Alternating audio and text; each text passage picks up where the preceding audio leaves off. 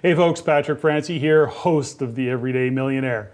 Today I'm excited to be joined by my guest, Mark Moss.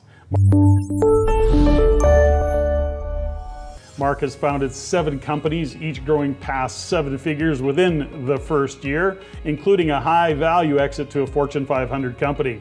He has fixed, flipped, and developed millions of dollars in real estate, invested in private businesses, gold mines, oil fields, and technologies, and did business through 3 different bear market cycles. He joins me today to share some lessons learned and the wisdom he's gained on his journey. Listen in, enjoy.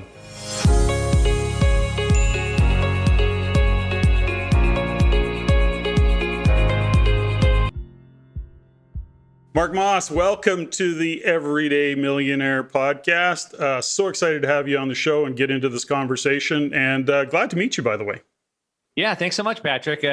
It's a great pleasure to be here. I'm excited for the conversations that we're going to have today. You know, so I was sharing with you a little bit going into this off camera is that, I started really following you about over a year ago now when COVID really happened. Now, for our listeners, of course, they would have heard in the introduction the conversation about you're really U.S. based, and but you've done some remarkable things. I admire very much your teaching style, how you present. You've gained a really significant YouTube following, and because I pay so much attention to the economic fundamentals of what's happening in the U.S. and how they affect us here in Canada, I really spend a lot of time watching guys like you. And I know that you've had, and I follow George Gammon and Lynette Zhang and a whole bunch of people, but at the end of the day, I know also that you know them well. So really appreciate what you're bringing to the table. Yeah, thanks so much. I mean, I do talk a lot about the U.S., but only because the U.S. drives the rest of the world. And so this is definitely a global macro thing that we're looking at. This is a global movement. The U.S. policy kind of drives that. The U.S. dollar is the reserve currency of the world. So whether you like it or not, it kind of is what it is at this point. But so that's why we talk about it. But I think it does apply. I know about half my audience is international. And so it does apply to everybody everywhere.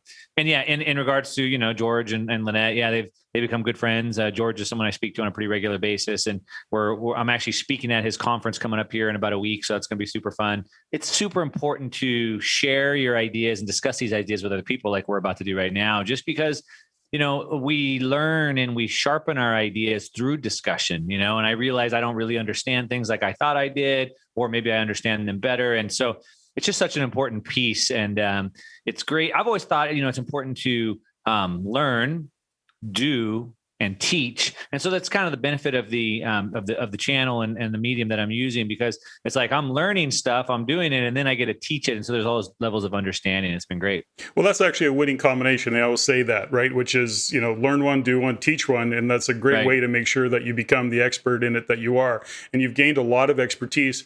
But when you're, just to give our viewers and listeners an opportunity to know a little bit about you, Mark, if somebody's asking you, so Mark, what do you do? Given all that you do, what's your answer to that question?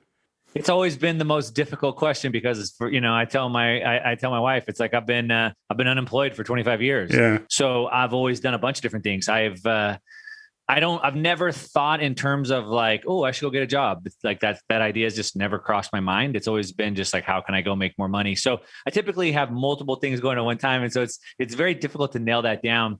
At this point, what do I do? I mean, I run a private investment group. I do market analysis and education, online. And so that's probably the primary things that I guess I would say I do currently. I'm a full-time investor. I have been for 25 years. So I'm still a full-time investor. I run a private investment group, and I'm an educator, I guess. So that's great, Mark. So where I started listening to you was on YouTube, and you give out amazing content, like you're driving content. And how long have you been doing that, and what inspired you to go there? Is it really just about, I know you've got some other programs. I believe you got some other programs that you have in the background, but give me a little bit of why you did what you did on YouTube, and what's your kind of intention behind all that? What's some of your goals there? Well, goals is a key word. So for years, for decades, I read all the best books on goal setting, a dozen of them, trying to figure out, how do I set these goals? How do I achieve big things? And for years, I would usually skip the first chapter or so. And the first chapter in any good goal setting book is really outlining what your core values are. Yeah. I'm like, oh yeah, forget the core values. Like, what am I trying to go get?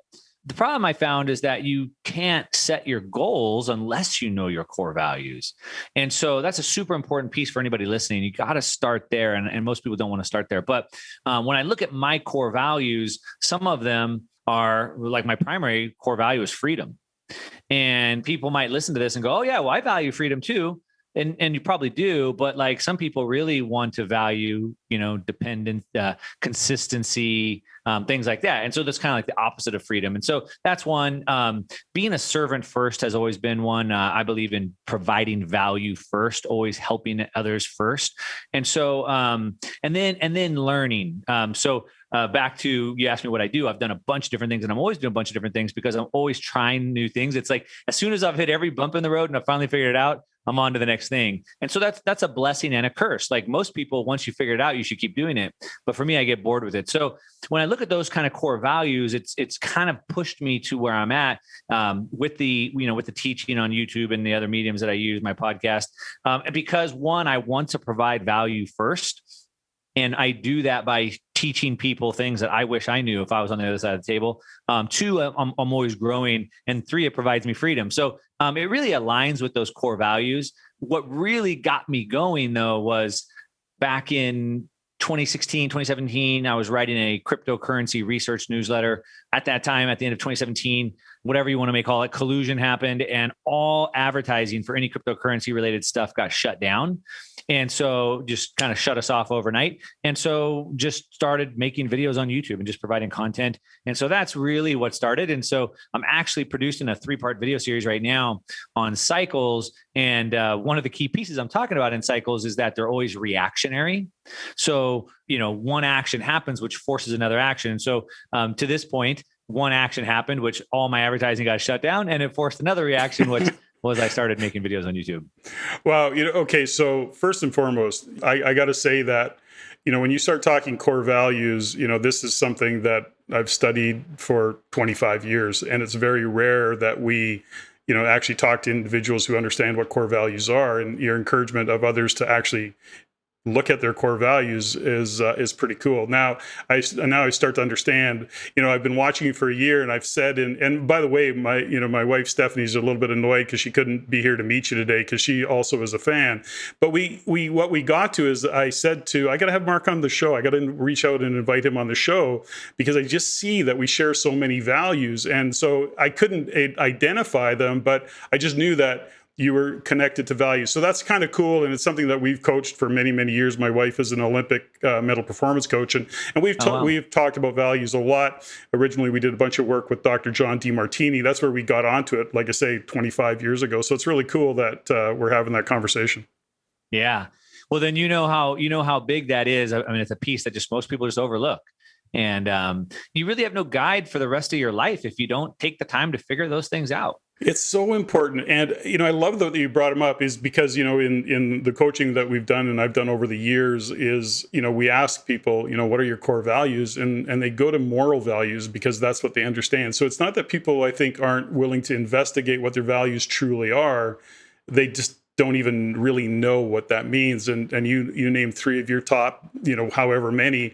And but that's really what you construct your life around. And that's what unfolds before you. When you're living your truth, or when you're living true to your values, life is pretty amazing. So yeah, I really appreciate you sharing that. Where did you learn about values, Mark? Well, like I said, I was reading a bunch of goal setting books, and they would typically always start out with identifying those core values, right? And of course they need to, because how can you set a goal if you don't know what your core values are? So I don't remember exactly which book. It was probably Brian Tracy would probably be my guess. I read a lot of his stuff kind of early on. And so I really poured a lot into my own education. I think probably the big thing, and I'm old, so it started with cassette tapes from like Nightingale Conant. I think I was ordering cassette tapes, and I think it was Think and Grow Rich was probably the first set that I really listened to, and that was great because it just expanded my mind. Last week I was with a millennial, and we were driving the car together for a couple hours, and they were kind of asking me, what should I do next? And I don't know what to do. And he kept saying, I don't know what I don't know. And I said, you don't know what you don't know because you haven't gone out there and expanded your context, right? You have to go out there and expand your mind. And so that's kind of what that Think and Grow Rich did, really expanded my mind. Then it went into like Rich Dad Poor Dad, and he actually kind of made that case, which is, you need to fill up your content, which is the content of this vessel, but you really need to change your context, which is get a bigger vessel. Yeah. And so that's what, these concept programs, that's what these books do. And then, and so anyway, I poured a lot into that, went into this, all these personal development, goal setting books. And it was probably Brian Tracy was my guess. That's the long answer. Yeah. It's Yeah. been a long time. Choosing who you're being in the context of your life, it's amazing work. And that's really, really awesome. Mark, let's talk a little bit about, you've had a very kind of wide ranging, varying, lots of things that you've done over your life. You're an expert in the world of cryptocurrency, but that's not to say that you haven't done millions of dollars worth of real estate. You're an entrepreneur extraordinaire. Let me go back a little bit, because as we look at, and as I have conversations with guests on the show, it's interesting to find out what was your journey to being an entrepreneur. You talk about never having really a job, never thinking about a job. Now, was that, did you come out of the chute that way? Were your parents entrepreneurs? Where did you get that entrepreneurial spirit? Where did it show up from for you? Yeah, I would say, and this is something that I've thought about at length. How did I end up where I am? How do I reverse engineer that, give it to my kids, et cetera? And so I think it ultimately starts, probably being modeled to me by my parents. My dad was he's a contractor, works in construction. My mom was always a stay-at-home mom, but a contractor, that's an entrepreneur, Sure. right? If you will. So I think that was probably the big thing, was kind of modeled to me. And I think more importantly than just being modeled to me, I was forced child slave labor. There's laws against this now, but my dad grew up on a farm. And so, and a farm, everybody goes to work. And my grandfather would actually loan my dad out to the other neighbors to help them harvest.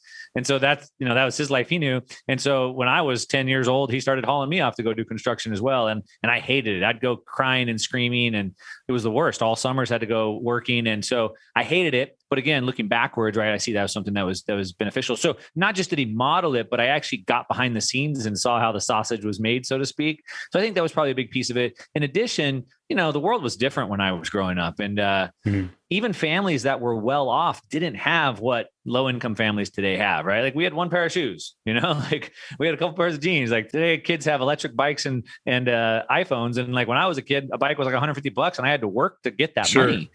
And where I live, all the kids are driving around $1,500 e-bikes. But so I had to work for what I wanted, and so I guess that was instilled into me. I think another thing was that maybe we're middle class, if you want to call it that. I don't really know where those definitions fall, but my dad worked really hard to send us to a private school, and so like it was just enough to see what was going on, but we didn't have it, and so it always like I guess kind of had that carrot dangling. I guess that was probably a big thing. Now, fast forwarding, I did have one job. So let me say that. So I've had one job. I started working for my friend's dad's company in high school. I didn't have to fill out an application. We were basically sweeping floors 2 hours a day. And I just started working, and that was it. I ended up working there full time when I graduated, and it evolved, and it got bought out into this, spawned into this huge public company.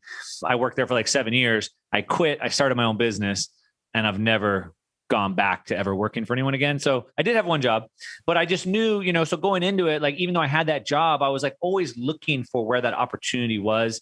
And I guess it's just been ingrained in me. So how old were you when you kind of started your first business, Mark? Well, I actually started investing in real estate. That was my first. So while I was still working in that job, I think I was about 20 years old at the time when I bought my first investment real estate property. And, the lines between business owners and investors are very blurred. Yeah. So I bought a house, I fixed it up, and I sold it. I literally, I was working my full-time job. And then at nights I would go and do all the work on the house. I would spend all my weekends there. And for 6 months, I spent every night and every weekend at this house fixing it up. But when it was done, I sold it for more money than I made in a whole year working full-time. And so that's what really kicked it off. Over the next decade, I did over 100 of those. So was that my business, or was I a real estate investor? Right. And so those lines get really blurred, but that's where I started. And I was doing that while I was working. And then I started another business. It was a service-based business servicing the medical, high-tech medical equipment that my company was manufacturing, or the company I was working for. And then I started a business on the side, providing extra service for that. And then I quit and started that full time. And so I kind of had the real estate business and the medical equipment service business at the same time. So, within the Real Estate Investment Network, we often teach that real estate, treat your real estate investing like a business. It's actually, for investors, we call that foundational, to look at your real estate investing, treat it like a business, and that you are, in fact, a business owner, even one property. You're marketing to it. You've got a client called the tenant.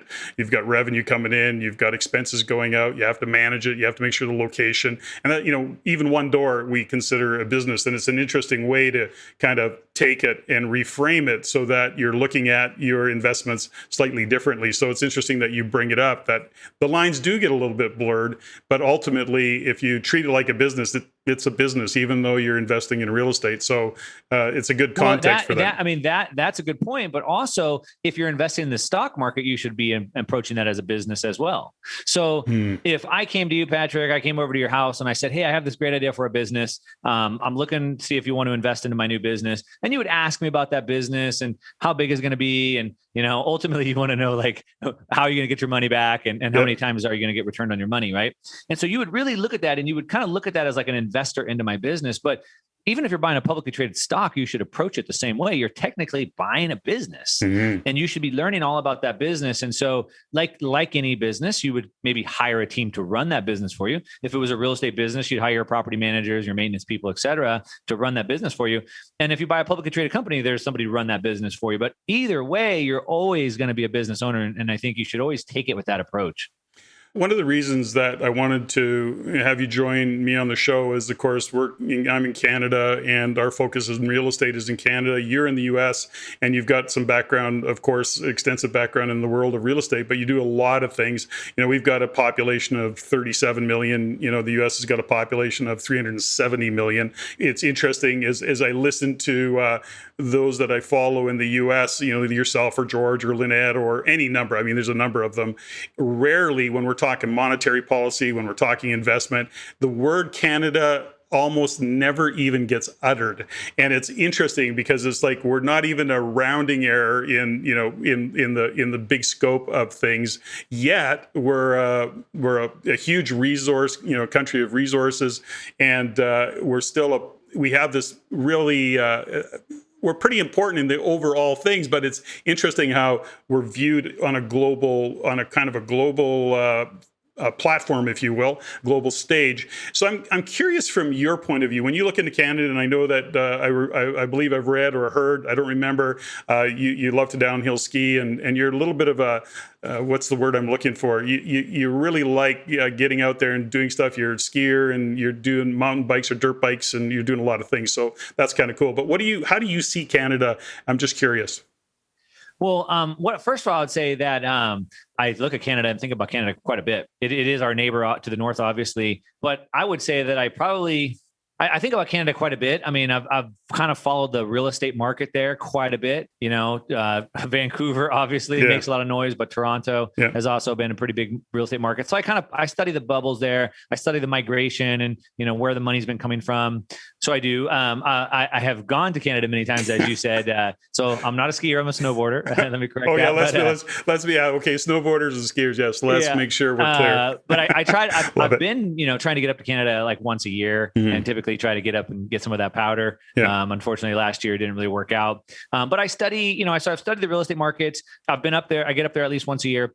And I also am big into the gold and silver mining industry, which of course a lot of that's in Canada as well. And so, back to investing in ownership, I have investing interest or ownership interest in some mines up there in Canada as well. So I pay attention to that, which then makes me follow the politics of what's going on in Canada as well. So I follow that quite a bit. I would say I might follow that more than any other country. The EU is also a big thing, and that's not one independent country, but the EU overall, because the euro dollar, et cetera, obviously has a lot to do with the world markets as well. So I study that, but for different reasons. But yeah, I do spend a lot of time thinking about Canada. So, and that's great. And I'm kind of I'm generalizing. So when I'm saying, when I'm listening to guys like yourself talk about what's going on in the world, in this global kind of pandemic world that we're all living in, and considering how do we survive, thrive? Where's it going? What's the outcomes going to be? I generalize and say, Canada doesn't often show up in those conversations. But when you say you think about Canada, what is it for you? Do you think about, gosh, what would it be like to live in Canada? What would it be like to invest in Canada? How do you view it when you're looking at what's going on? Do you have a view of that world, Mark? Well, lately I feel very bad for my Canadian brothers and sisters up there. Now you're talking about our government, right? Yeah, I was going to say it appears from a political, social, and cultural issue, things are going downhill really, really quickly. It is. As I alluded to earlier, I'm doing a 3-part video series. I just recorded the first one, but it's about 3 different cycles converging. And the first cycle is what I call PSE, political, social, cultural. And we're looking at cycles within that. There's 80-year cycles and 250-year cycles. But that drives technological revolutions. And then those cycles drive financial. So you have to understand all 3. And so a lot of times people are like, I don't want to hear politics. Okay, you don't have to hear politics, but that's what drives the financial side of things. And so anyway, I've spent an enormous amount of time thinking about that and paying attention to what's going on. And like I said, so from that standpoint, I've definitely been aware of that. I'm going tomorrow. I'm hopping on a plane and heading out to Florida for a week for a series of conferences. And many people from Canada aren't able to join, because of that. So I'm aware of what's going on a political standpoint.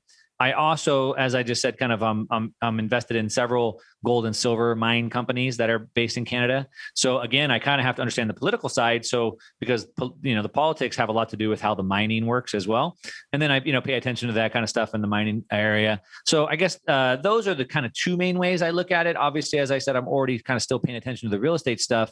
I guess what I would say is part of the reason where maybe you think we don't study Canada as much is because it doesn't drive policy, right? It's not driving the world in a direction. Whatever Canada does kind of pertains to Canada. And so as it pertains to my money and my friends being in Canada, I'm paying attention to that, but I'm not looking at that as a leading indicator of where the world is going to go. Yeah, it's interesting. We can, I can get pretty fired up about Canadian politics and our current prime minister and kind of the direction that he wants to go, and his ego and desire to be on a UN stage, and it's like, don't even get me going on that. But I got to be honest with you, there's a concern around in Canada just in politics overall, and that's generally because it doesn't really matter whether you're far left, far right. Everything's trying to kind of hedge left anyways. And we really lack leadership in Canada with any of the parties that we have, whether it's Liberal or Conservative, NDP, doesn't matter. It's all kind of a little bit weak, and that there is some I guess, political concerns from my view, as an investor. So, this comes back to really, your expertise is a lot around investment. And when you see what's happening in the world, Mark, let's kind of go down that path a little bit if we could. I know that you spend a lot of time looking at what's happening economically on a global scale. To your point, Canada doesn't drive certain things. We certainly are at the, we're certainly causing in the lumber world, according to the U.S. Yeah. we're causing, bad us, whatever that conversation is with Biden. But, the point is that when you look at what's going on a global scale, you really break things down. You're a big fan of gold, silver, I believe cryptocurrency, at least, or crypto, as in Bitcoin. But give me a little bit of background on how you see things unfolding, and what are you doing to, kind of protect yourself, if you will, and how do you see things going forward? I see it's a big question, but when you look at what's happening economically, when you look at what's happening in the U.S., to your point, I mean, the U.S. is really the center of the universe in so many ways, given the size and what they are economically on a global scale. Do you have some really serious concerns about what all of this is going to be with the money printing, what the U.S. is doing, and what every country, really almost every country in the world is doing? Do you have some real serious concerns about that? Are you optimistic or really like, yuck? When you ask me kind of what do I see unfolding and kind of where do I see that taking us, and am I optimistic or whatever, that's really a global thing. So it's not even a Canada thing or a US thing. It's a global thing. And I think you kind of hit the nail on the head where you talked about, your PM wanting to kind of be on that UN stage. And so we're in this stage of globalization, and back to this 3-part video series that I'm going to be dropping. I don't know when this video is coming out, but it might be out by then on my own YouTube channel, but I'm breaking down these 3 cycles, and one of them is this 250-year revolutionary cycle. And so this is the political, social, cultural. And so we have this 250-year revolutionary cycle, which 250 years ago was the founding of the United States, 1776. It was the French Revolution, and it was the invention of democracy and capitalism and all these things. So now we're 250 years later, which is the next cycle.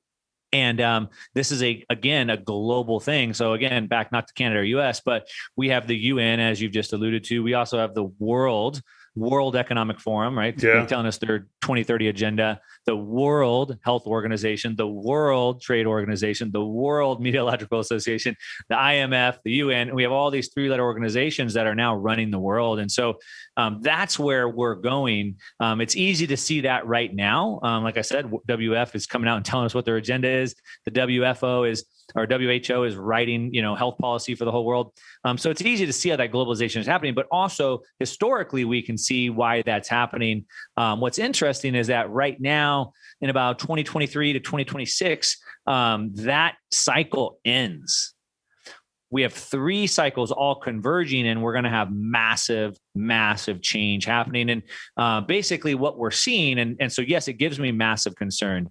Back to, what you're saying in Canada, far left, far right, this party, that party, it's all confusing and people get lost in words and meanings. It's very simple. There's 2 things. There's 2 different policies. One, centrally planned, captured, controlled, or 2, it's free, open, and competitive. That's it.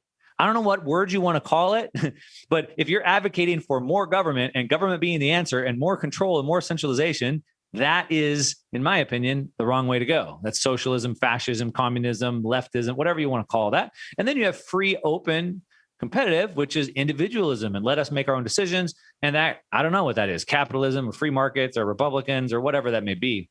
So I think people get caught too much in those words, but it's easy to see that the world is trending towards more control, more central planning. And I think that's a bad thing.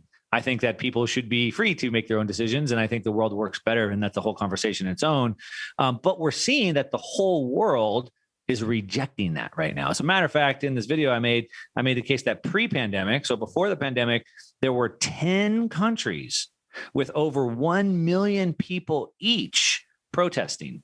So this goes into an 80-year cycle. There's an 84-year populist regime change cycle, which is also triggering right now. And we can see that 10 countries with 1 million people each protesting. Countries are dropping like flies right now. Lebanon, Argentina, massive inflation. Chile just holding a special elections. Now they voted to write a new constitution. It's been taken over by communists. So we're seeing like this. We're seeing the world trending towards this more globalization and centralization, but at the same time, the world's rejecting it. So it's scary. I have massive concerns on it. To your point, I don't think that's a world or future that I want, but I think it's a world that fails. I think history tells us that the trend of globalization will change. The pendulum will start swinging back to decentralization. That fits in with a technology cycle that's happening right now. So I guess short-term bearish and long-term bullish. Yeah, that's great. So when you say short-term, you're talking the next 5 years, 7 years bearish, or what are you talking about? I mean, it depends on what you're talking about. I mean, obviously the markets, if we're just talking about financially, money-wise, I mean, things are running full steam ahead. It can't go on forever, and it probably can't go on for much longer, but things can remain irrational for quite a long time. And so the Fed, back to the Federal Reserve, I mean, they have shown everything and told us everything. I mean, they're going to continue printing trillions of dollars as fast as they possibly can. Does it have another couple of years in the tank? It very well might.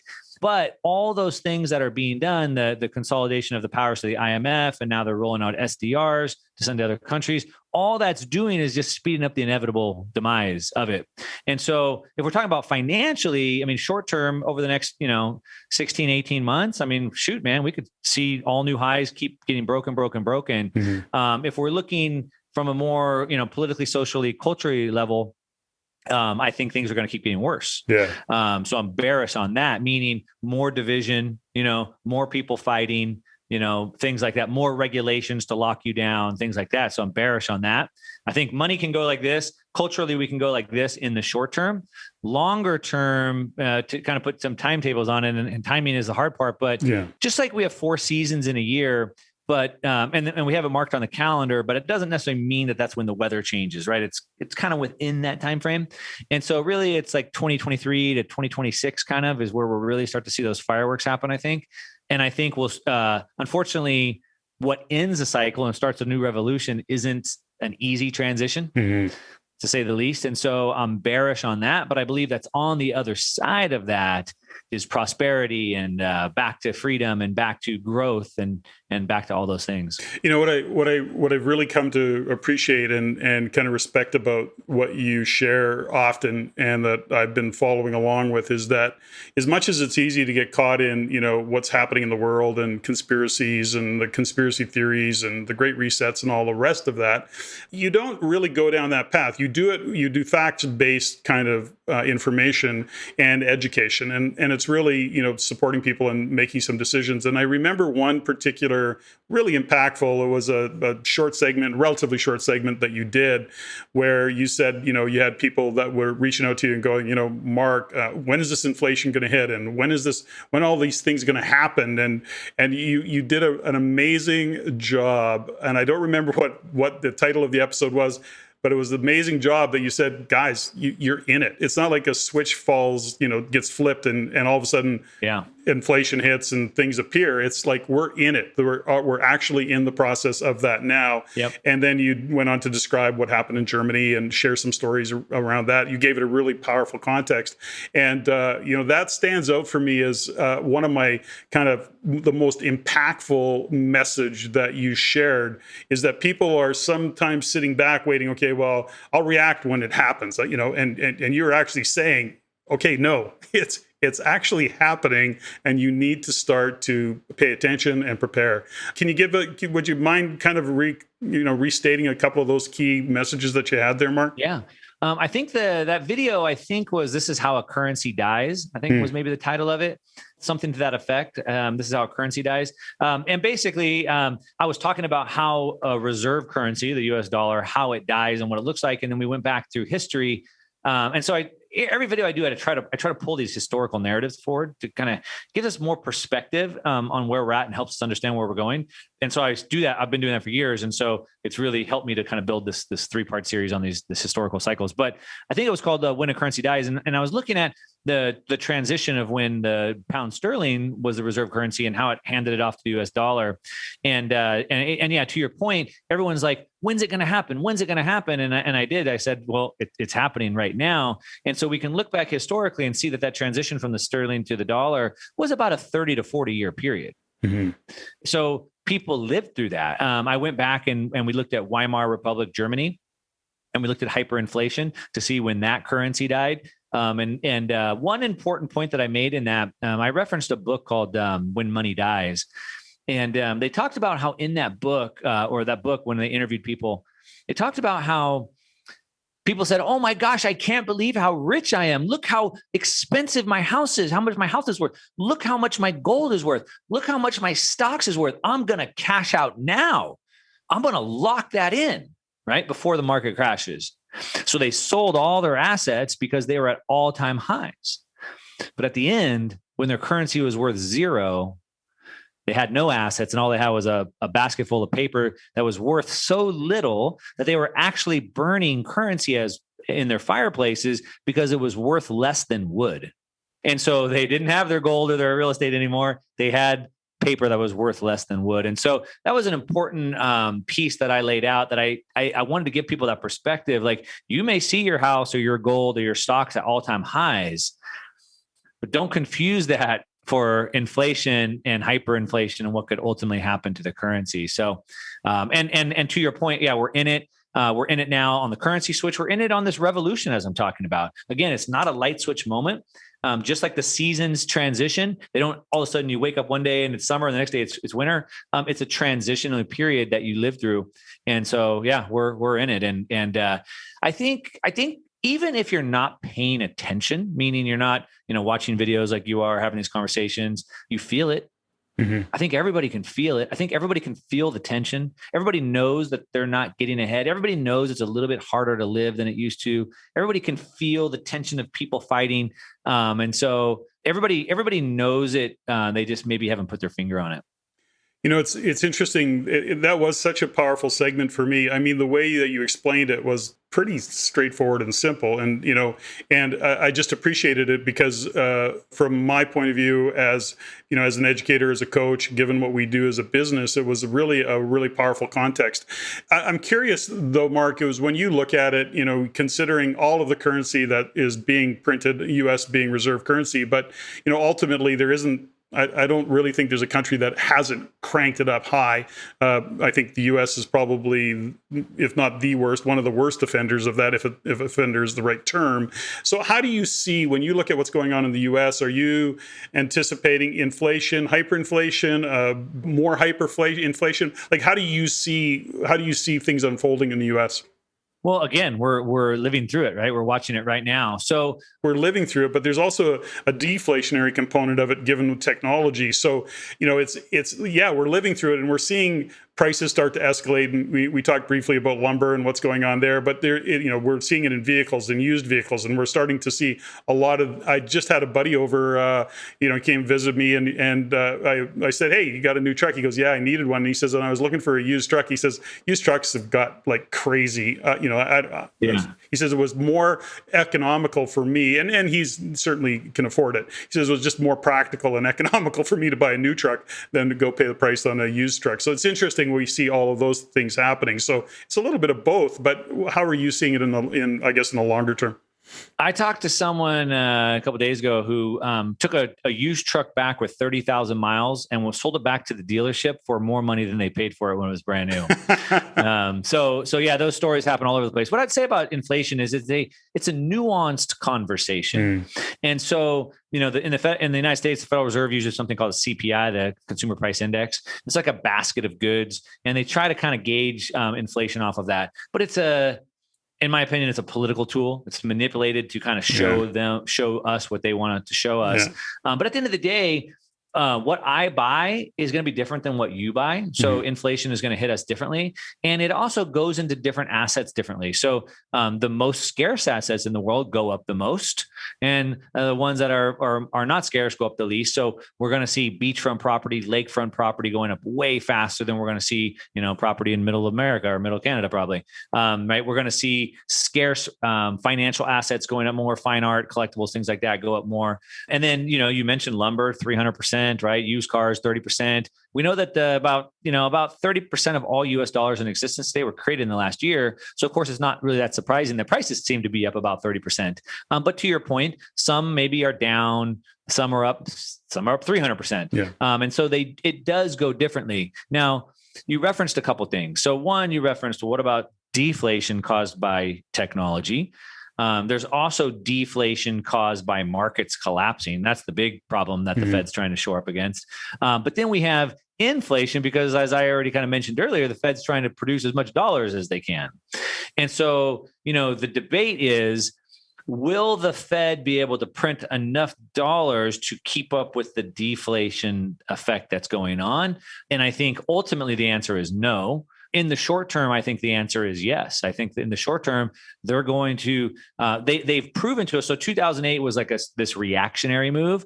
It was the first time we really saw QE, quantitative easing, happening. But today, the Fed is not waiting around reactionary. I mean, that first little dip in March of 2020, and they came out full guns blazing. Jerome Powell at the Feds that they're going to print to infinity, do whatever it takes. Janet Yellen comes in. She says, we have to, quote unquote, act big. Worry about the debt later, she says. And so they've told us, they've shown us that they're going to preempt this. They're going to go big, as she says, act big. So I think that means in the interim, in the short term, more money printing, more inflation. We also have, back to this kind of political, social, cultural, these revolutions, we also have major supply chain issues. And this isn't just an issue of, the pandemic shutting things down. This is an 80-year revolutionary regime change cycle and a 250-year revolutionary cycle converging. And so it's a rejection of globalization. Globalization is breaking down. Supply chains are breaking down. And that's also causing some of these prices to spike up. And people might say this is kind of like a black swan event. But when you go back through history, you'll notice these black swan events always seem to happen in these same time periods because, again, they're reactions to things that are happening. So I mean, to answer your question, it's a nuanced question. Inflation in the US, we're shipping hyperinflation off to other countries. So it depends on where in the world you are. Again, if you're in Argentina or Lebanon or Chile, you're seeing hyperinflation. In the US, it's just inflation. Yeah. Canada's kind of doing their own thing. But I see in the US and kind of for most of the world, short-term inflation, that's my bet. I think they're going to print as much as they can, go till you blow, so, as I say. And eventually that fails, and then it's the deflation. Well, I think Canada's pretty much following that lead. There's probably some debate around that, but we're printing cash. Like you, we don't have enough people going back to work. It's interesting that I'm noting that it sounds like, to me, both Canada and the US governments are trying to paint a rosier picture than I think can be existing. I mean, in Canada, at the end of the day, we still have hundreds, thousands of small businesses that are shut down. We look at what's going on in the service industry, in the hotel industry, tourism, travel. Of course, airlines are choked down, I think, even farther than what's going on in the US. On the other side of it, you've got the same productivity issues because you have staff shortage or availability of labor shortage or availability of labor. And so productivity on the US side, and you guys are importing more than you're exporting, and it from China. And so it becomes this, to your point, it is nuanced. It is problematic as how you look at it. So the big question, I guess, is, and this is part of what you talk about, is how do we gauge and how do we plan for what's coming as investors? This audience is really primarily focused on real estate. But having said that, many like myself are diverse in what we invest in.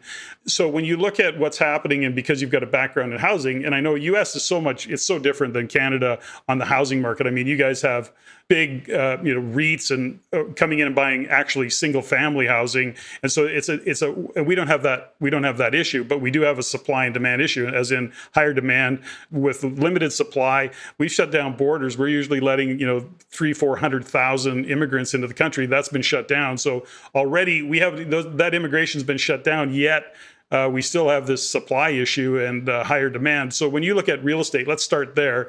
When you look at real estate on either side of the border, Mark, do you see that as still as a good hedge? Is it still a good investment when you look down the road a little bit further than what's happening today as we look into the future? What's your thoughts? Well, I learned early on in my real estate career, because I've had to go through a couple of bears and bull and boom cycles. I learned that there's no such thing as good and bad timing. Mm-hmm. There's good and bad strategies. Mm-hmm. What I would say to real estate investing, because that's a big question or big topic, I think buying properties for cash flow is still a decent strategy. Never go wrong. That's yeah. So I think that strategy in this market currently and kind of the near future makes sense still today. You make your money when you buy. So if you can, buy cash flow in real estate, I think that's a good thing. What scares me is back to the political, social, cultural things. So in the World Economic Forum tells us by 2030, we're going to own nothing. Your PM seems to be jumping on that bandwagon sooner than the US is. But even in the US, we have legislators calling out to abolish rents, abolish rent evictions, moratoriums, all these types of things. So as a real estate investor, that's really scary to me. At the underpinning of every great society is private property rights. Mm-hmm. And when you start messing with private property rights, the whole thing falls apart. And so obviously, being a real estate investor, I need to be able to control my private property. And if the government's meddling in that, either one, saying I can't charge rent anymore, putting a cap on the rent I can charge, telling me I can't evict people, that's a problem. That's a real big problem. So in terms of risks, right, when we look at opportunities, we always want to understand what those risks are. And so that is the biggest risk I see with real estate investing today. It's more of like a political, social, cultural thing. And so I would mitigate that like I would any other investment. We manage our risk really three ways. Through allocations. That means don't put all your money into real estate. Sure. Two, we do it through position sizes. So don't put all your real estate allocation into one real estate, spread it around. And then typically we can use stop losses. Real estate, we can't really do that. But so I'm looking personally at buying real estate in multiple jurisdictions, right? So some states in the United States are going way overboard, and no way would I buy real estate in those states. Whereas other states like Florida, the governor is like openly pushing freedom policies. And so it gives me a little bit more hope buying real estate in those districts. But then do I want all my real estate even in the United States? Right. So I might want to buy, I'm working on, actually, I just put an offer a couple of days ago on a place down in Mexico, kind of diversifying that risk a little bit in regards to that. And so anyway, for your listeners, I would probably advise the same thing. That's what I'm doing. Well, Does that make sense? yeah. I mean, you make a couple of great points, and part of what we teach is there is no bad economies; there's just bad strategies. So when you're looking at real estate, you have to look, number one, regionally. Number two, what is the strategy? Are you trying to do a fix and flip in a market that it isn't timing for fix and flip or rent to own? So, and we look at the economic fundamentals of what's driving it. What's your thoughts around interest rates? Because of course, interest rates do affect a lot of things. We see what's happening in terms of, like you say, inflation. We know that one of the fundamental tools that they have to slow things down is to raise interest rates. But then, of course, the ripple effect or the unintended consequences of that are not something that the government wants to live with, whether we think it's probably prudent to do it or not. I mean, we go back into the 80s when you're 18% and 20% interest rates, and what happened back in late 70s, early 80s. So what's your thoughts on what do you think the feds will do? Because Canada will follow the U.S. lead to some degree, I suspect. What's your thoughts on interest rates and what they'll do? Yeah, I mean that's a great point that you bring up, and really it's probably one of the, in my opinion, maybe one of the most overlooked aspects of real estate, because and I've done videos on this. I think I can't remember off the top of my head now, 93% of all mortgages in the United States or houses are purchased with a mortgage. And so that means that nobody's buying the price of the house, they're buying a monthly payment. And so when you talk about prices are expensive or prices are cheap, well, cheap compared to what? Because the total price of the home might be expensive relative to where the price of the home used to be a decade ago, doesn't mean that the monthly payment's expensive. And so that's driven by that interest rate as you're talking about. So while the price of homes, the total value of the homes have gone up, the monthly payments have been driven down. And so that's a super important piece to look at. Now, what's going to happen with interest rates?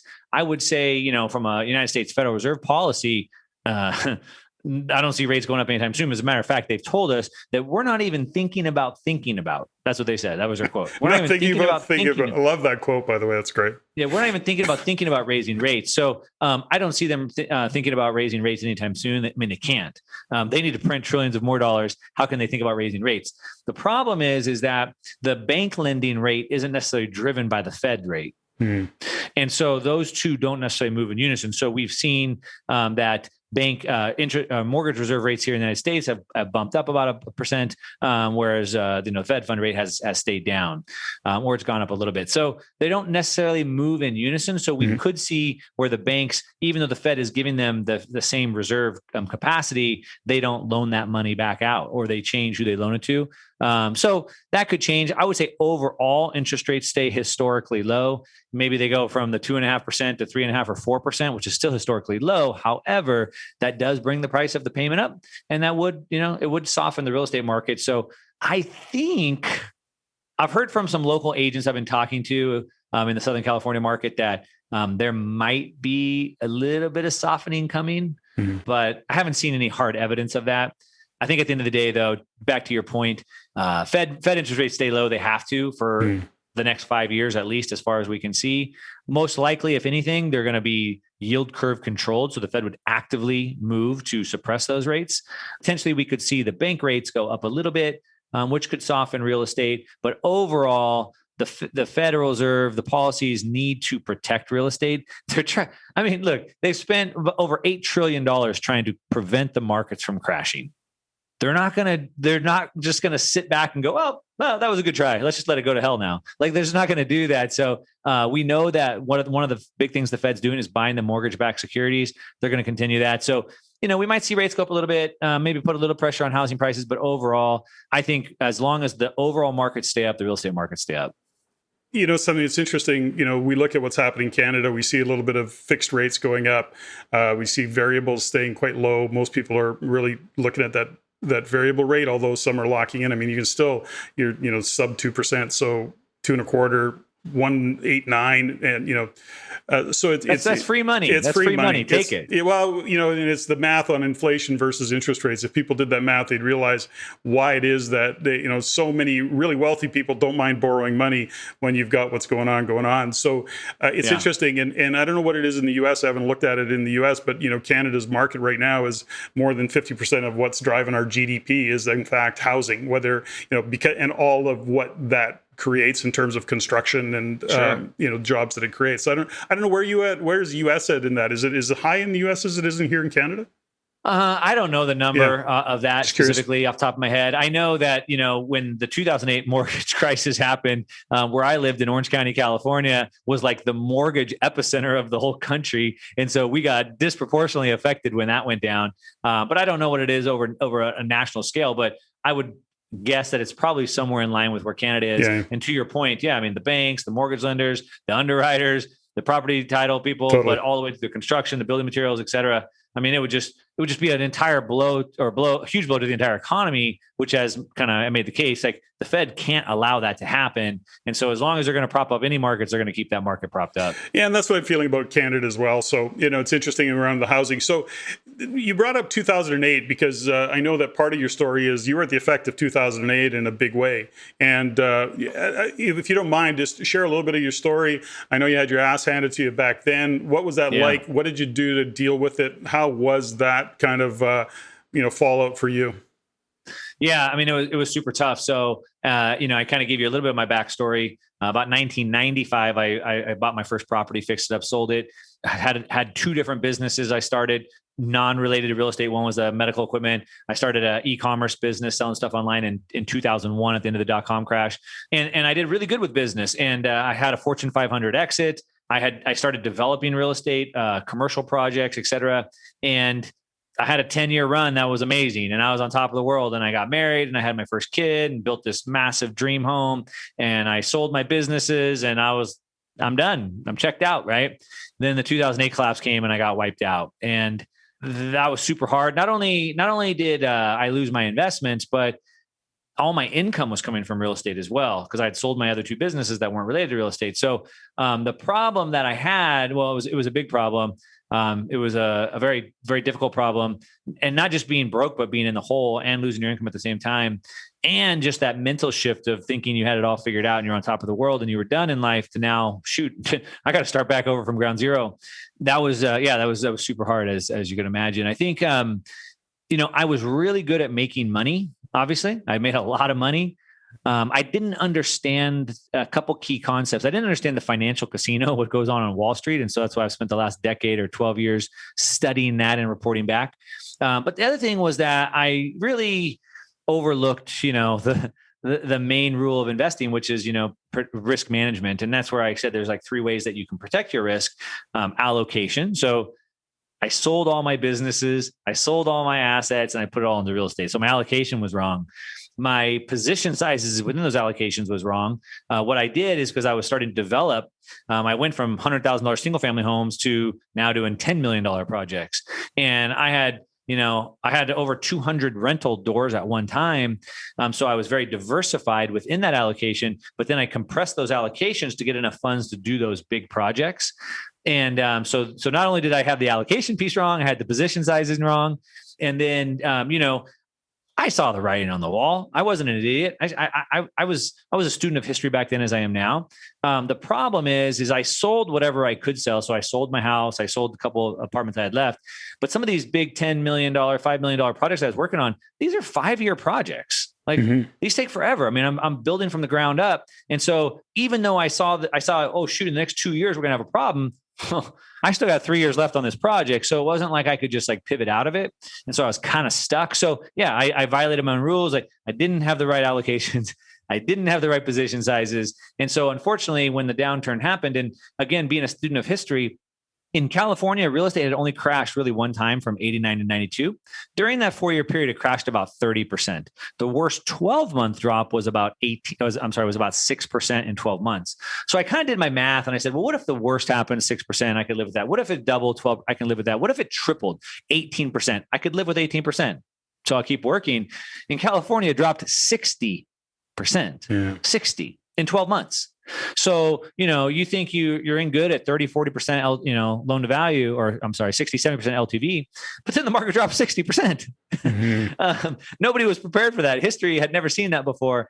And so anyway, it was some tough lessons. And it's kind of, again, back to doing what I'm doing today, which is I'm trying to keep people from making those same mistakes again. And it's easy to prevent them. You have to hold back your own human nature, which is tough, right? Your greed, your will for pleasure, and you just have to stick to a strategy. You have to be disciplined, and if you can do that, you can have success. And I didn't, and I had to learn the lesson. So when you look back at that time, and the reason I just want to dig into it a little bit, Mark, only in that, I think it's every entrepreneur's nightmare, to have that catastrophic failure. I mean, you fail, you still fail. I fail, I continue to fail. I'm 63 years old. I'm still screwing up. It's like, but what you went actually down you went to the bottom of the rabbit hole, which is a catastrophic fail. But that is, in fact, quite rare. You know that. I at least I believe that. And maybe you have evidence otherwise because of the education that you provide. But when you're in that space, we can prevent it. But mentally, when you go back to just context and values and all of the things that happened, you're freshly married, you've got a child, whatever the case may be. Yeah. What did you have to do? What did you do to kind of overcome that, that catastrophic failure? Just from a mental point of view, did you have good mentors? Did you have good people around you at the time? How did you get through that time? Well, you said earlier, like, I'm kind of like an action sports kind of guy. You kind of alluded to that. So I talk about, going to Canada and jumping out of helicopters on the ice caps, and I chase big waves all around the world. And I grew up racing dirt bikes. I've broken pretty much every major bone in my body. I have metal in all my limbs. And so, I've been there. I've been in the hospital many times, and I've just learned, like, well, I didn't make that jump. I broke my leg. I'm in the hospital. I got a rod put in it, and so I think it was that kind of tenacity. And I think ultimately, like, there's two things that I would kind of give to people to take from this, right? Success leaves clues, and these are kind of my success things. So one, it's that tenacity, right? You just got to keep swinging. Just got to keep swinging. You got to keep trying. And I've met too many people who have tried one time and failed, and they never want to try again. Unfortunately, usually your first time doesn't work out. Now it might, but then your second or third time is going to fail. So you just have to know that failure is going to happen. I tell people ideas I have, and they're like, "Oh, but this is going to happen, and this bad thing's going to happen. This is going to happen." I say, "Yeah, you're right. Those bad things will happen. And I'm okay." So the one is having that tenacity, knowing that you're probably going to fail and you have to keep going. And so even though I failed on a massive scale, what else was I going to do? I had to keep going. Now, not everybody was able to do that. I have friends that never recovered from that mentally. That's the first thing. The second thing I would say, and this is a really big thing, because we're talking about investing. You run a real estate investment network. I run an investment network. This is the big piece. So I see too many people, and I'm sure you do as well, who come into the investing space and they're ready to quit their job. I want to quit my job and I'm going to be a full-time investor. Yep. How much money do I need? How long is it going to take me to where I can just do this as a full-time job? And the answer is never. And I already talked about how the lines between business owners and investors are very blurred. But really, I think there's three ways that people need to focus on money. And most people don't understand this. So the first thing you have to understand about money is you need to be a wealth creator. You got to create wealth, right? That's your business. That's your job. You're creating wealth. Then once you have that wealth, then you want to use it to accumulate more wealth accumulation. That is where investing comes into play. And then when you've accumulated some wealth, then the third and final stage is you need to protect that wealth. And for some people who haven't made a lot of money, they don't get this, but it's way harder to keep your money than it is to make it. Isn't that true? And people don't understand that. So you need to focus on those three things. And so, as I said, I have all these people wanting to come into investing and think that's their new career. But what I had right and what helped me is I knew how to create wealth. I lost it on the wealth accumulation. I didn't get to the wealth preservation side. I lost it there, but I knew how to make it. I was really good at making it. So I went back and I just made more money again. And most people haven't figured that piece out. And I think even though, like I said, we're talking about investing, I talk about it on my channel. I think that's the most overlooked piece. People need to focus on making more money, learning how to create value. As I said, I have never had a job. I just figure out ways. And I say that lightheartedly. I own businesses, so I guess that's a job. But my point is I go create value, right? And I think more people need to focus on that.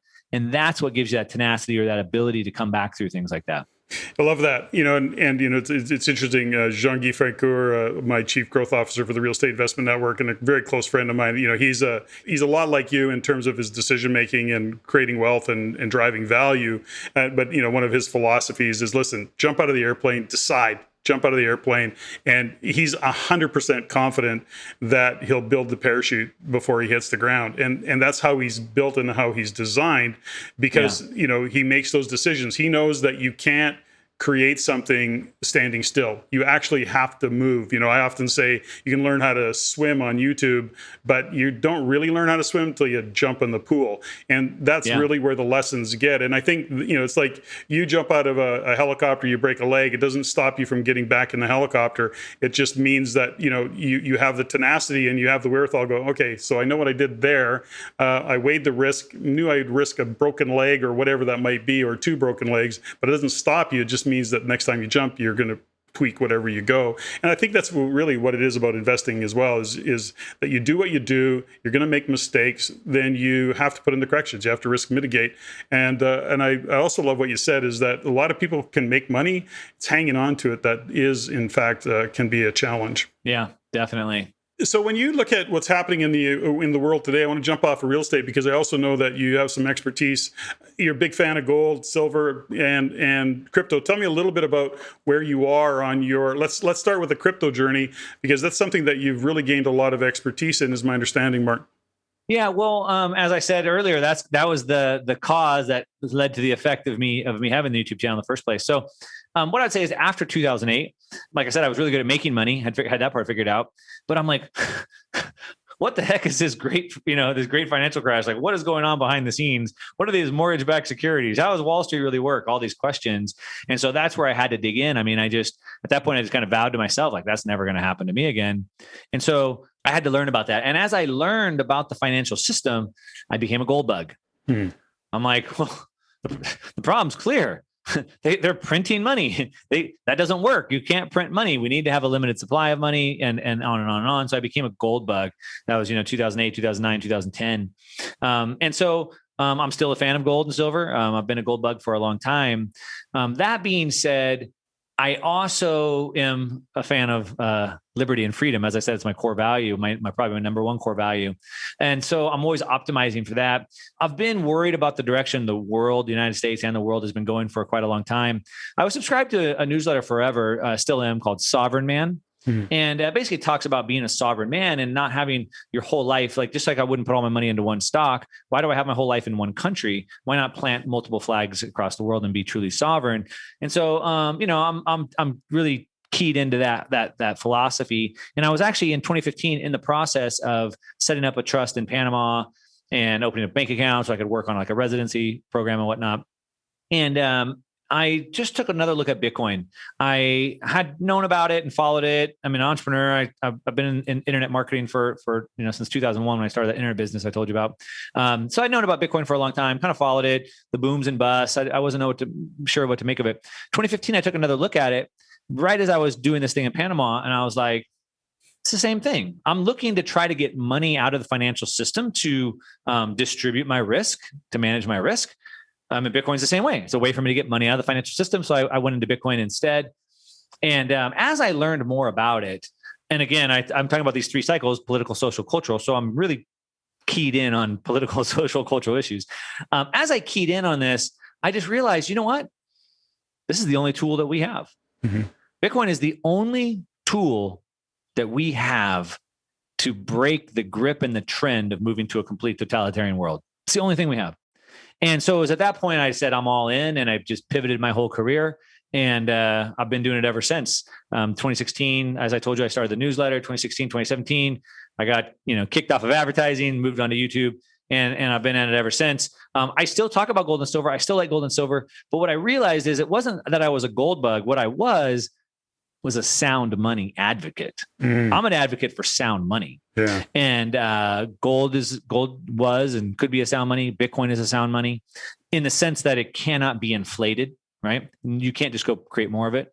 And so I went from a gold bug to a sound money advocate, and kind of that kind of wraps it up. So my sense of it, the pandemic has been interesting because it really expanded on how people see the world. I think more than ever, people are paying attention to what they do with the money that they have. How do they invest their capital?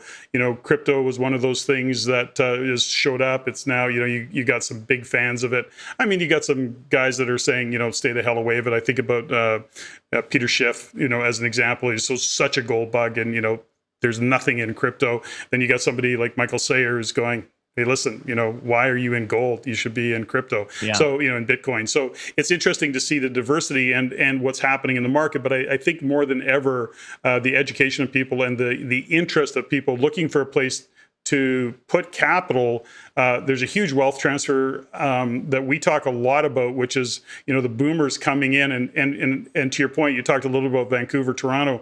I mean, there's boomers that are literally taking money off the table, whether they're selling their properties and kind of scaling down, or they're pulling capital off the table and just in terms of the equity that they've gained. I mean, millions of dollars that they've gained over the years, and they're just taking it off the table, and they're going, hey, time to check cash out, buy a smaller place, buy a place in in the interior of British Columbia or wherever that might be. So we're seeing all sorts of movement that the pandemic has created. Some of it really kind of cool, interesting to sit back and observe.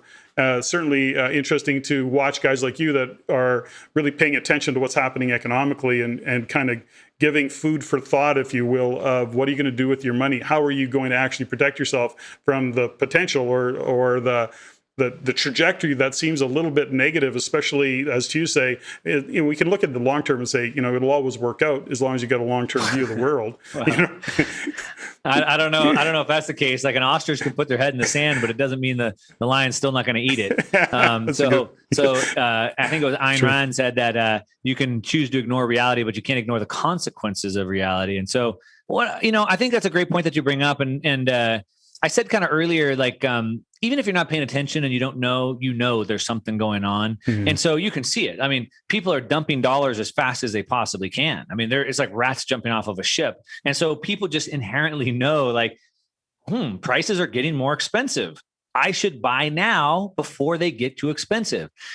But there's a whole paradigm shift that needs to be made. If you really want to have success in this and you really want to have success going forward, you have to change your whole thinking. And it's easy, but it's simple, but it's not easy. So there's a paradigm shift that has to happen. Everybody knows that lumber is going up at a crazy rate. Houses are going up at a crazy rate. I better buy a house now because if I don't, it's going to be more expensive in the future. I better buy a car now because it's going to be right. So everybody knows that. And so everyone's getting rid of their dollars as fast as they can. But the paradigm shift is that things aren't getting more expensive. The value of the dollar is going down.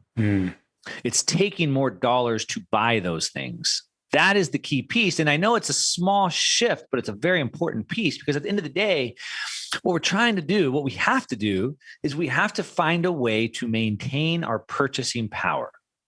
That's the key thing. And so whether you want to put your earned dollars into real estate, because real estate's going up with the rate of inflation or hopefully faster than the rate of inflation, or stocks go up with inflation or at the rate of inflation, or Bitcoin or whatever it may be. Ultimately, we want our investments to go up faster than the rate of inflation, right? Because if it just keeps up with inflation, we're just running in place. We want it to be going up faster. And so it's that small shift that I think that just changes everything for everybody. But everybody knows it. Everybody sees it. Everybody's getting rid of those dollars as fast as they can. They just don't understand why.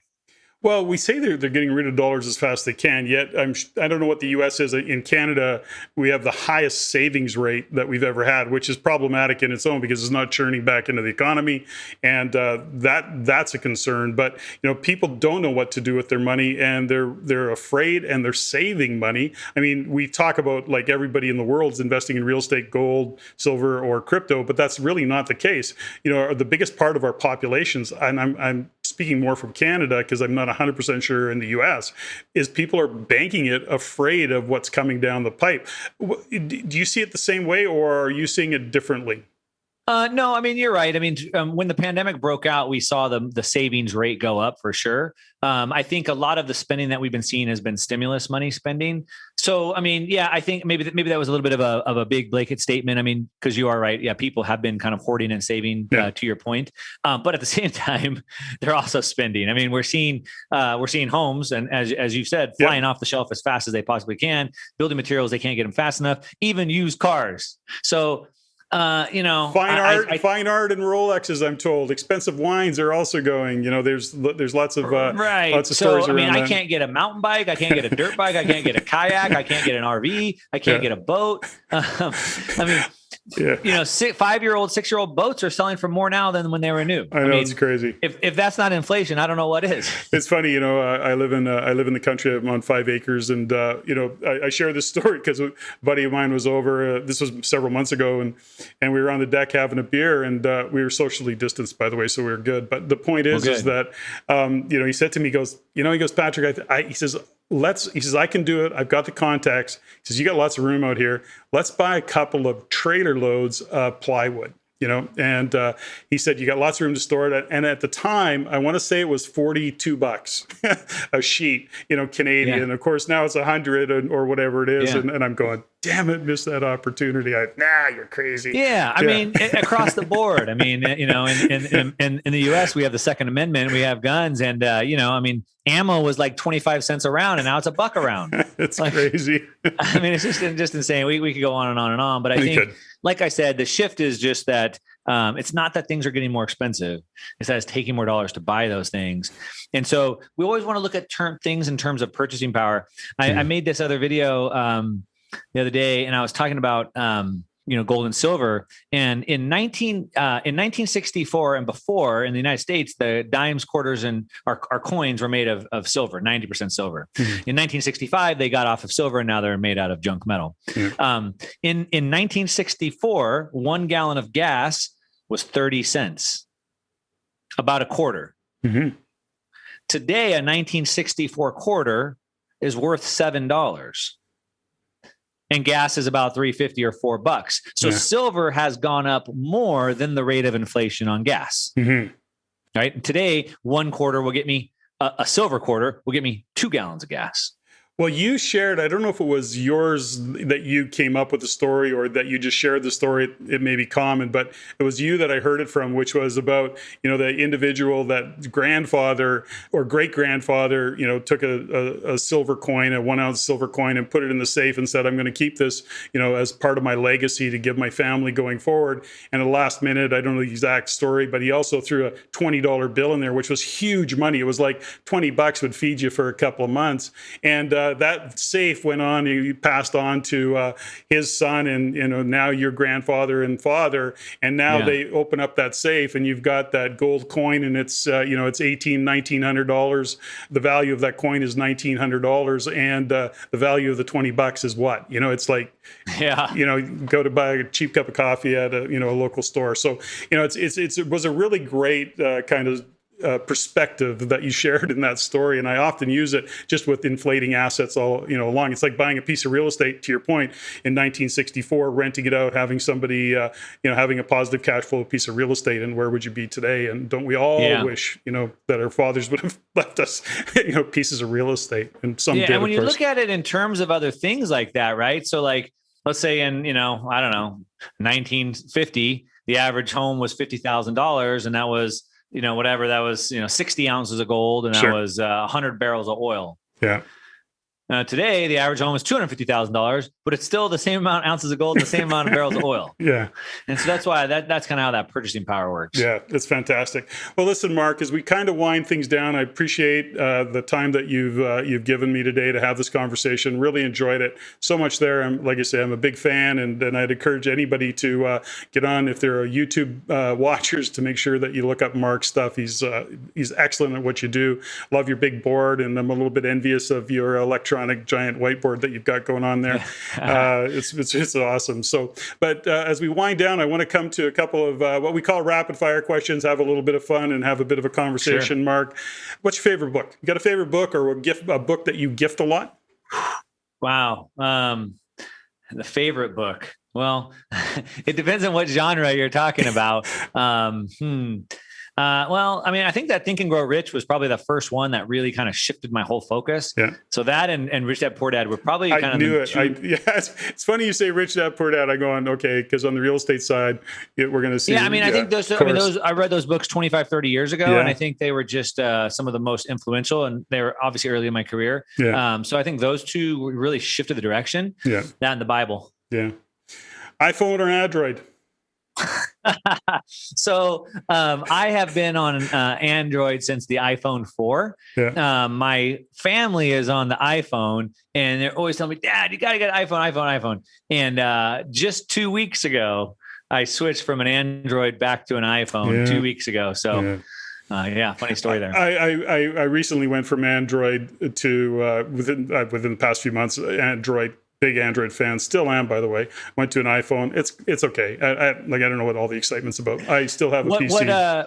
What kicked me off the curb was just I'm a privacy advocate, and I'm not happy with what Google and Android are doing, just stealing all the data. And Apple has put some new policies in place to really beef up your privacy and security. Yeah. And so I opted for that reason. Yeah, I think that's a great point.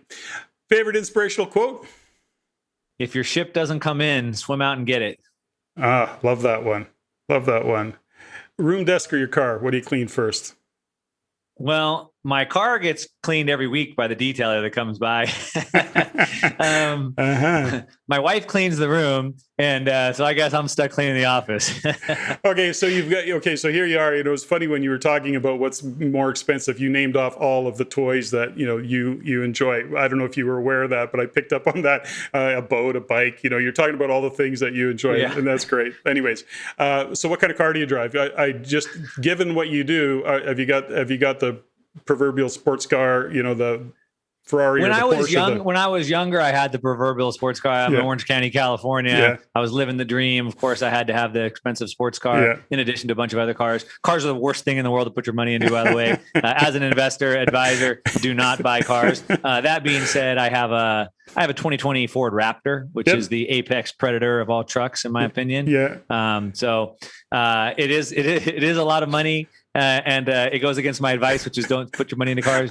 But I believe that money is about experiences, and that truck enables me to go have the lifestyle that I want. So it doesn't just take me to the grocery store, but rather it takes me to very remote locations that I go to for surfing, dirt biking, things like that. Yeah, I was going to say, it carries your dirt bike and your surfboard. So that's awesome. Do you have a favorite tune? A favorite tune? Growing up in Southern California, it was like this melting pot of music, and it was kind of between like rap, rock, and reggae. So kind of like this like new reggaeton is kind of like my favorite kind of music right now. Yeah, something I haven't. Nobody's mentioned reggae for a long time, but I actually enjoy a little bit of Marley every so often and some reggae in general. So it's a good reminder. Yeah. How about a favorite movie? Oh boy, I used to love watching movies. I used to have hundreds, if not more, $25 DVDs. I barely watch movies anymore. I feel like they're all propaganda these days. Favorite movie? I get it would have to be a comedy movie because those are the ones I can watch over and over and over. And so maybe in that genre of comedy movies, I mean, maybe it's maybe Zoolander or Old School. Of course. Hey, okay, so a couple more. Favorite swear word? Well, I've really worked at tuning those out of my vocabulary over the last dozen years or so. After running a couple of big businesses, I kind of had to get rid of that. So yeah, I don't really use those. Maybe under my breath once in a while if I hurt myself. Yeah. So I don't really have one. No, good for you. It's interesting is that I talk about this often is that, F-bomb seems to be a really common one recently, shit, it's, and I'm always drawn back because I can get a little bit fired up. But, somebody once said to me is that, you just don't have a great command of the English language. Otherwise, you wouldn't have to swear. I don't know. I mean, I think it definitely adds a little spice, and I think it can definitely be overused, and I definitely can think of a few people that definitely overuse it. But I can think of some people. I mean, you throw it in here or there, it definitely can add some spice. Yeah, it's just something I've just opted to kind of tune out. Beautiful. And finally, what are you grateful for, Mark? Oh shoot, man! Gratitude is the most important thing. I'm actually been reading this series on gratitude this week. It's the most important thing. Boy, I have so much to be thankful for. I guess the thing I'm most thankful for, grateful for. I mean, my family, maybe, my health. Those are probably two big things. Yeah. I find in the world of the pandemic, it sometimes is what grounds me is stopping. When I look around the world, it seems to at times be imploding. And I find that sometimes the only thing that grounds me is getting back to what am I grateful for, And certainly health is one of those things. Family is another. And I want to say, Mark, I'm extremely grateful that you joined me on the show today, and sincerely appreciate the journey that you shared and the insights that you brought to the show. So thank you very much, and look forward to another day of catching up and hearing more, and I'll be following along for sure. Hey, Patrick, thanks so much. It was a great conversation. Happy you had me on. Ladies and gentlemen, thank you for listening. If you found value in the podcast, please take the time to rate and review and share with others. Share with your friends. As it is my goal to always improve and to provide the highest value for you, the listener. If you have any comments, suggestions, or questions you'd like answered, please email me at ceo@reincanada.com. That's ceo@reincanada.com. I look forward to hearing from you. And until next time, Patrick out.